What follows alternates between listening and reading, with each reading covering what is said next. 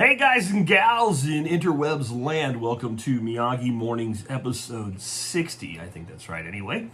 Today's question, again, coming from MeWe, and if you want to participate in the discussion about what's coming next on Miyagi Mornings, the best way is MeWe.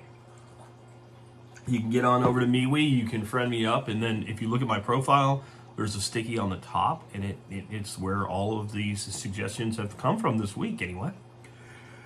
Today I had somebody ask about podcasting. This is something I get from time to time, and I don't talk about it a huge amount because I know only a segment of my audience will be interested in this, but it's also the kind of thing that I do want to help people with. Podcasting has been very good to me. It has given my life a sense of direction and purpose. I have always been a teacher at heart. In fact, there is never a time in my life other than maybe fishing or hunting where I feel as good as I do when I'm teaching and I know someone's learning. It's one thing to teach, it's another thing like when you actually hear from a student or you see a student where you're actually in person and you watch the world open. It's a phenomenal experience. And podcasting, even when it's done for entertainment primarily, like a sports podcast or something, it should still be educational. And so, even though this is not the question it was asked, and I'll get to that in a second, my first piece of advice would be that if you want to be successful as a podcaster, find in your heart the heart of a teacher. And no matter how you bring it, no matter what the subject is, again, it can be primarily an entertainment, but it's all a little bit of edutainment, right? Bring that sincere desire to serve your audience with you. And I don't think anyone will be able to do it. Like I used to say, anyone can do anything if they try hard enough. And I believe that to a degree, but I think that there's some people that they're teachers. And there's some people that are entertainers. And I think if you have either one as a gift, you can do this. If you don't, you're going to have to work to develop it. Just like you have to work to develop your arms to do pull-ups, right? There's no way around it. Either you have this natural innate ability or you don't. And if you don't, you may not love podcasting. If you don't love it, you're not going to stick with it. So that's going to shape my advice going forward. That's why I opened with it. So I said, well, what do I host with and how do I get into iTunes? Those were the two primary questions. How do I host a podcast? Understand when it comes to hosting a podcast, there's actually two sides to that. They can be in the same place, but there's two sides to it. There's hosting a website. My opinion is 2021. You can buy domains for $10 a year. If you're gonna be serious enough to have a podcast, screw any of the podcast hosting services and where you don't have to have a website, you don't have anything, you just do all your stuff there. No. We live in a world of censorship. We live in a world of cancel culture. And if you're gonna be a podcaster, you're gonna speak your mind or you're not gonna be successful. No matter what you're talking about, you will have to be authentic to be successful. And if you are authentic today, it is only a matter of time before you offend somebody who's part of the Twitter mob and the woke culture and whatever. You can be woke as fuck, honestly. And you will still end up, the woke are eating their own now, right? So you need to have control. So to me, you should self-host. Now, I run a dedicated server that costs me about $700 a month. I run an enterprise. So I run an enterprise class hosting solution. I have to have a box that can handle being slammed 250,000 times every 48 hours. About 48 hours after an episode goes out, about 250,000 people have downloaded it. You don't need that. You get started, you're not gonna have any problems. I ran my hosting on a website a provider called HostGator, who was great back then. And I ran it for about 2.5 years. And it worked fine for 2.5 years. I became successful. I started drawing over 1 terabyte of data in bandwidth a month. And they said, well, it's unlimited bandwidth, but you're causing other problems because I hit a ceiling where they went, no more. And they kicked me off.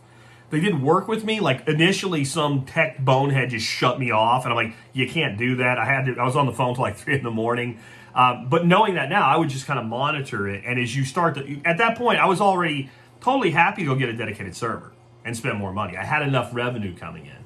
This is a problem you shouldn't worry about. This is a self-correcting problem. If you're that successful, you have plenty of money to buy better hosting. So I would start out with somebody like HostGator, Bluehost, somebody like that as your host. And I would host your own podcast audio files in addition to your website. For a website, I would use WordPress, and I would budget about, even if you're just getting started, I would budget about $500 to find someone that is competent with WordPress basic design. You can say, I don't need any bullshit. I just need like a basic logo, which you can make with online logo builders, and give it to this person and say, I want this to look like a basic website, right? And have a decent header and footer and all, and configure it. You can do it yourself, or you can pay somebody to do it. But I would budget, with design and layout and everything, about $500. Very good WordPress developers build sites all the time for $4,000 to $10,000. That includes things like developing your branding messages and all of that, and full funnels of marketing. You don't need that starting out. You just need to get your feet wet and see if this is right for you. So I would keep the cost way down. You can get hosting for a couple $100 a year and about $500 in design, and you're up and running. As far as submitting your site to iTunes, just get on Google and go, how do I submit my podcast to iTunes? And there'll be a thing called a feed. And since you have a blog, it will be in there. Just click the feed, and you'll submit that and fill out a form, and then you'll get approved. You need to have an episode or two published so that there's something there for them to get and to analyze and decide whether or not they want to let you in. I've never heard of anybody not getting into iTunes unless their podcast was like, how to kill children with puppies or something. So they're not real restrictive on it yet. It is very important. Somebody asked me, how important is it to be in iTunes? It's very important to be in iTunes. To this day, iTunes is still my number one distribution platform. Every time I see this cancel culture shit, I cringe a little bit and think, man, if I get taken down off of iTunes, if I get deplatformed, it's going to hurt me. I also feel like I've developed a relationship with my audience where if it happened, they would just switch over to another podcast service. Now, here's the second reason. It's not just that they're the biggest. There's the second reason it's very important to get on iTunes. A lot of the other podcast syndication services, they use iTunes as their filler. So once you're in iTunes, you automatically get in there. Or some of them, like, you can look up and they'll say, like, put your iTunes, ID in here or whatever. And so you'll end up on dozens of syndication services, podcatchers and things like that are less used, but they're used enough you want to be there. And by getting into iTunes, you kind of just automatically get into a lot of them. Then you can just look up podcast syndication services, podcast apps, things like that. Give it about a week after you're in iTunes, and then look those up and see if you're in there. And if you're not, individually submit to them. Get on as many of them as you can. I want to finish up with a little bit on gear. If you go into setting up a podcast, you will find huge tutorials that will involve you spending thousands of dollars of money, usually with the person that wrote it up or through their affiliate links, which I don't have a problem with. I'm a capitalist. I believe in making money. I also don't believe in investing heavily in something when you don't need to, until you at least know that it's going to be a thing that's going to work out for you guys. I mean, really. So I want to show you, after almost 13 years of podcasting, an audience of 250,000 people, what I use to podcast with as far as a microphone. Here it is right here. And that little microphone right there, that microphone's the one you're hearing through right now. This goes into the computer instead of the phone. This is a Samsung CO1U. The first one I had, I used for about 7 years before it blew up. It was given to me for free by a listener who was trying to support me early on and make my audio better. And so when it stopped working, I just bought another one. I don't think they quite make this exact same one, but this is basically a USB condenser mic. It just has a USB cord, plugs into a USB port on a computer, and it works. Unless you're going to be in studio with 10 other people, doing mixing boards and stuff, you don't need anything more than that.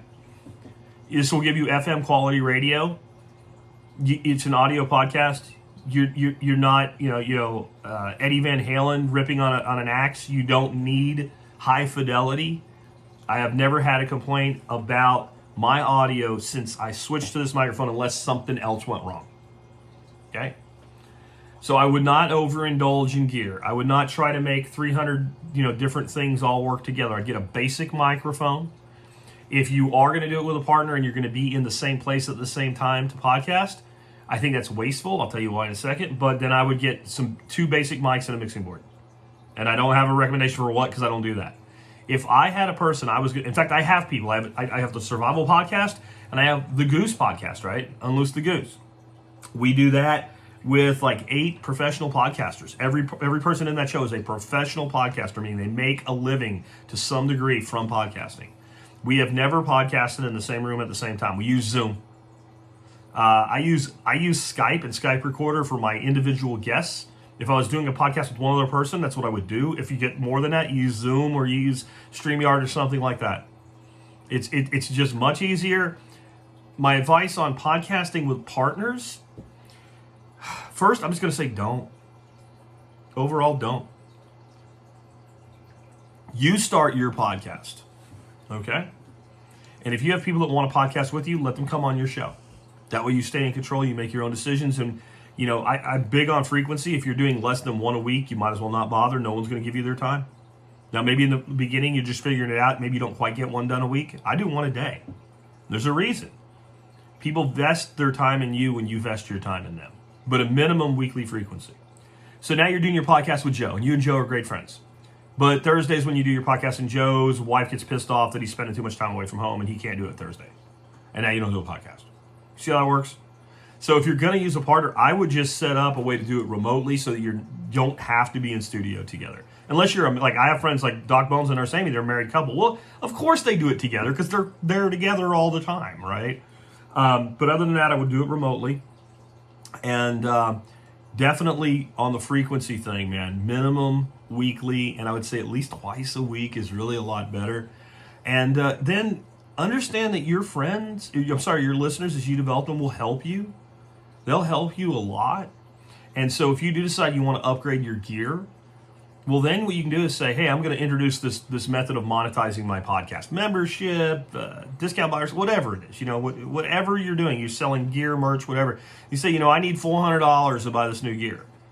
If I can make a profit of $800 on this revenue in this next month, then what I'll do is I'll invest half of it back into just audio gear, and the rest, you know, for myself or for other parts of the show or what have you.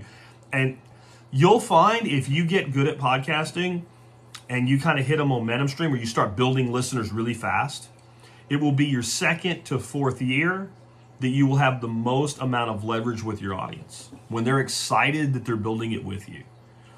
On some levels, I have a lot more power now as far as social capital with my audience because it's bigger. But there's a magic, folks. When that podcast is a baby, when it's like in the toddler years, there's a magic in that where your listeners feel like you haven't made it yet and they want you to. And when you hit that, I'm not talking about extracting from your audience. I'm always talking about giving them more. But when you hit that, cherish it. Cherish it, because it is like raising a child. Like, you'll still love your kid when they're 10 or when they're 20 or when they're 30 or when they're 50 or when they're 60 if you're still around. But you'll never have that magic of when they're, you know, a 1 and 2 year old running around learning things for the first time. And that's what a business is like. But especially, I've done a lot of businesses in my time podcasting. That's where it really is just in that magic state. So make sure you make the most of that. And I mean, my last piece of advice is, again, on the hosting. There's a lot of places you can host your audio files. It seems like a good deal because it's free. You know, there's like Libsyn and Blueberry, or it's very inexpensive. You are taking what may become your life's work and you're putting it in somebody else's hands and you're giving them the power to make it go away. No. And I had so many people, why don't you use Blog Talk Radio? Why don't you use Libsyn? Why don't you use this? And I'm talking in the very beginning when I only had a few hundred people listening. And my answer to that was always, no way, no how, no chance. I am going to control my content. I'm going to either buy shared space on a server when I'm getting started, and once I go past that, I'm going to buy rack space. I have a server that lives in a co-location facility, but it is my box. I paid for it. I bought it. I pay a guy to administer it. We have backups of everything, and I'm hosting with a provider that is pretty immune to the woke bullshit. And, you know, you can't always be 100% on that, but man, that box needs to be yours if you get to that level. I'll just be blunt. When it comes to services like Libsyn or SoundCloud or whatever, fuck that.